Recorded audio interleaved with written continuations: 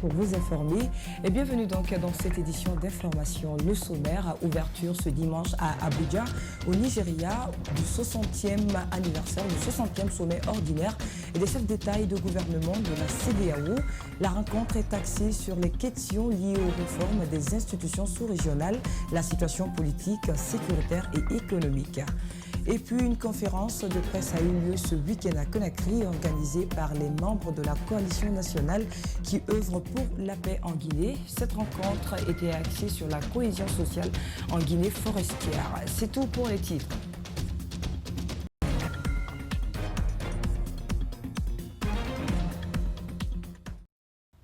Et bonsoir à tous. Ouverture ce dimanche à Abuja, au Nigeria, du 60e sommet ordinaire des chefs d'État et des gouvernements de la CEDEAO.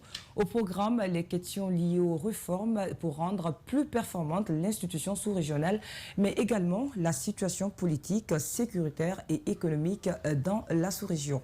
Les chefs d'État et de gouvernement examineront les rapports sur la situation politique du Mali et de la Guinée. Et sur ces deux derniers points, les tractations ont commencé dès ce samedi soir. Décryptage Guy Brilba.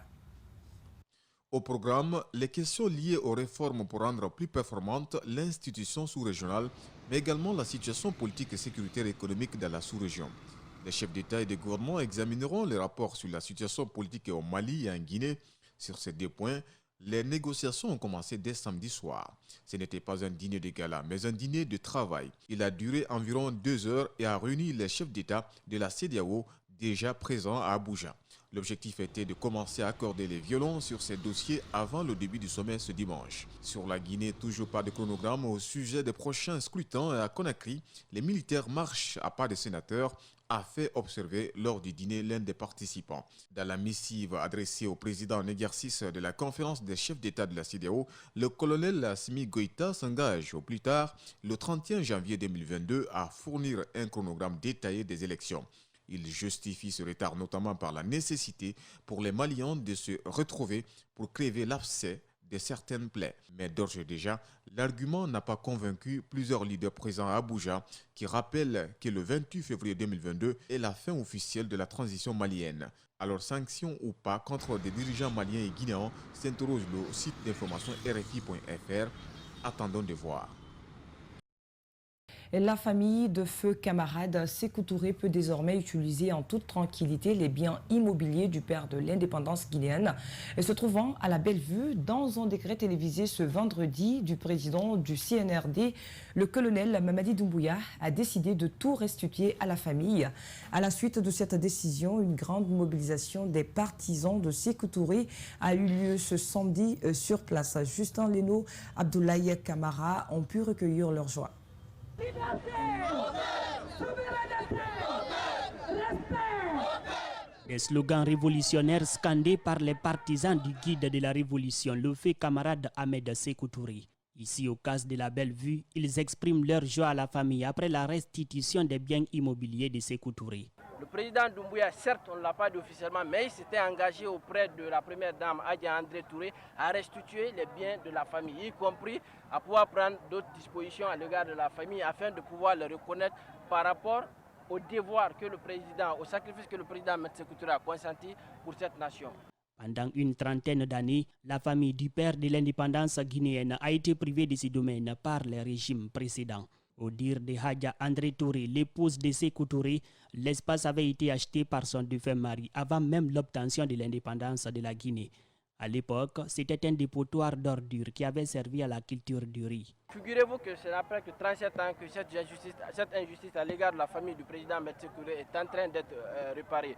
Pour nous, c'est une question de concordance entre le dire et le faire qui caractérise en réalité le sérieux d'un homme d'État.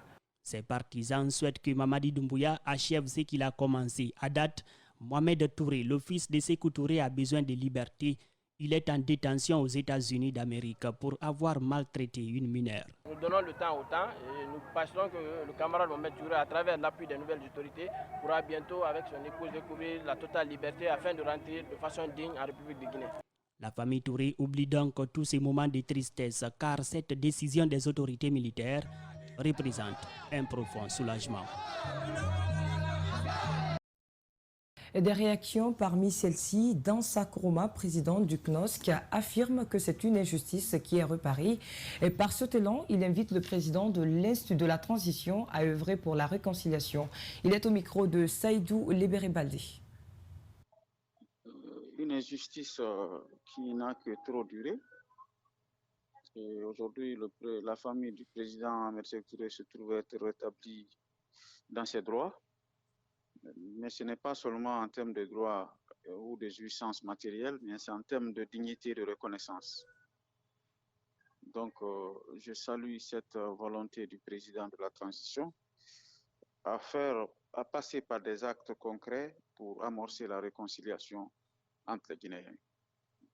C'est un acte de grande portée et c'est une démarche qui me semble être pragmatique et efficace.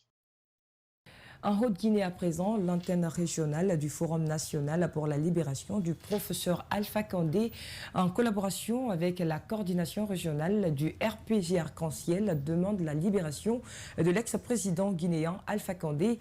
Il fait savoir ce samedi lors de leur assemblée générale hebdomadaire au siège du parti. Ces militants de l'ex-parti au pouvoir ne sont pas à lâcher prise. Ils entendent poursuivre leur mouvement jusqu'à la satisfaction de leurs réclamations.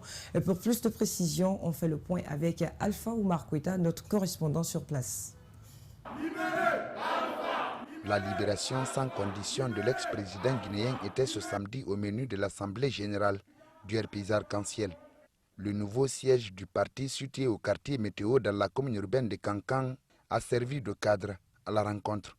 L'initiative est de l'antenne régionale du Forum national pour la libération du professeur Alpha Condé, en collaboration avec la coordination régionale du RPG Arc-en-Ciel en Haute-Guinée. On a adressé une lettre officielle à la nouvelle autorité sur place afin qu'elle puisse accorder l'audience, afin que nous puissions rencontrer le président Alpha Condé. Mais hélas, à 20. C'est pour cette raison qu'on a jugé nécessaire d'organiser cette assemblée pour la libération du professeur Alpha Condé. Outre les cadres, la rencontre a connu une forte mobilisation des militants et sympathisants du parti. Nous demandons la libération du président Alpha Condé. Il n'a rien fait de grave. Il a été le président de tout le peuple de Guinée. Nous prions les nouvelles autorités de lui rendre sa liberté. Le coordinateur régional du Forum national pour la libération du professeur Alpha Condé en Haute-Guinée invite les nouvelles autorités à donner une suite favorable à leur cri de cœur. Nous les plaidons davantage afin qu'ils acceptent de libérer le président Alpha Condé sans condition. Donc nous voulons vraiment voir notre président au sein de nous. On le voit monter de son propre gré, descendre de son propre gré. Il est rappelé qu'aucun incident n'a été enregistré au cours de cette journée de soutien pour la libération de l'ancien président guinéen. Les organisateurs, eux, entendent poursuivre leur mouvement jusqu'à la satisfaction de leurs réclamations.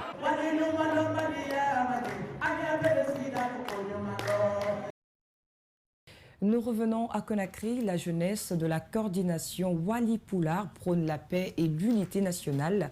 Réunis ce week-end à Kipé, haute banlieue de Conakry, les jeunes ont longuement échangé avec les sages dans le sens du développement socio-économique du pays.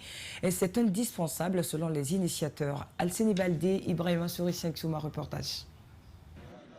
Réunis autour du Coran, les jeunes de la coordination Wali Poulard sont soucieux de l'avenir du pays. Un pays marqué par une forte déchirure du tissu social, triste réalité pour les sages qui les accompagnent. L'objectif est de cultiver la paix, de cultiver l'unité et la concorde pour que les populations guinéennes mettent à jamais de côté la mésentente et la discorde. Le président de la coordination Wali Poulard n'est pas allé du dos de la cuillère pour exprimer la nécessité de vivre ensemble.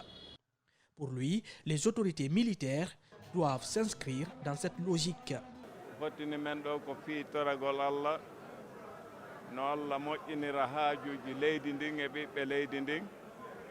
Nous sommes réunis ici pour le bonheur du pays et de ses fils. Nous sommes là pour la réussite de la transition. Nous œuvrons pour que tout le monde bénéficie de cette réussite.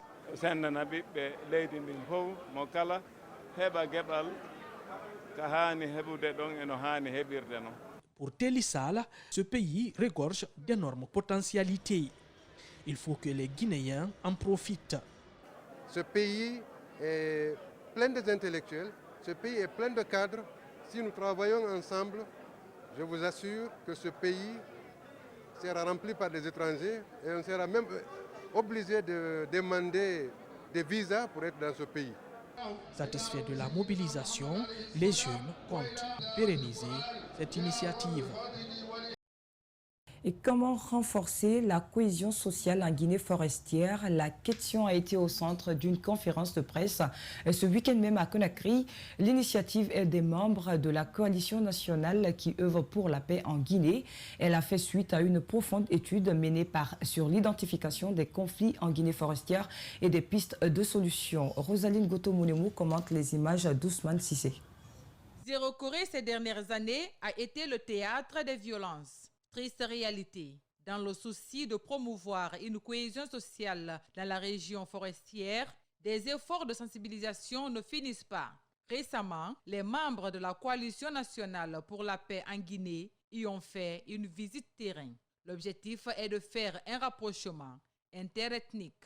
Nous avons constaté qu'en fait, les conflits interethniques sont des fois les conséquences de certains conflits d'intérêts qui sont liés avec le repli identitaire, qui, au début, qui n'étaient pas foncièrement interethniques, mais des conflits politiques. Les habitants de Zéro Corée regrettent toujours la recrudescence des violences, constatent ces conférenciers. Alors, ils ont échangé durant 21 jours avec les natifs de la région en vue de trouver des solutions durables. 6 préfectures, Gekedou, Macenta, Lola, Yomu, Beila et Zéro Corée, ont été leurs cibles.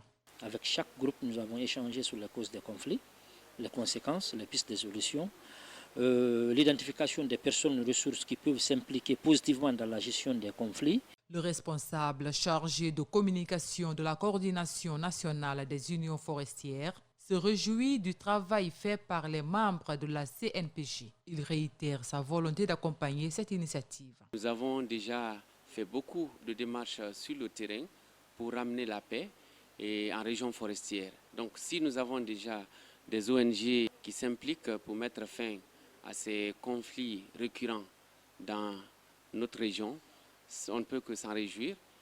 Renforcer les acquis de paix consistera une initiative qui va durer 2 ans en région forestière. Étant une première, l'étude pourrait s'étendre dans d'autres régions. Autre page dans cette édition, le nouveau préfet de Télémélé a été installé dans ses fonctions ce vendredi.